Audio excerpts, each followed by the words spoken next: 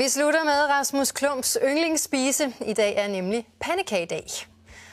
Og duften af nybagte lækkerier lokkede i den grad folk til Slagelse Bibliotek i eftermiddag. Jeg tror, jeg bare skal bede om sukker og syltetøj. Pandekagedagen er en 1000 år gammel kristen tradition og falder altid tirsdag efter fastelavnssøndag. Dagen hedder oprindeligt hvide tirsdag og hænger sammen med tidligere tiders 40 dages faste op til påske. Her var det nemlig forbudt at spise æg, hvidt mel og mælk, og så kunne de jo lige så godt bruges til pandekager inden.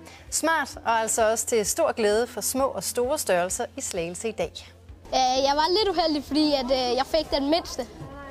Så derfor så spiste du den rimelig hurtigt? Ja, jeg spiste den på 3 sekunder. Godt, den røg ned. Tak for nu.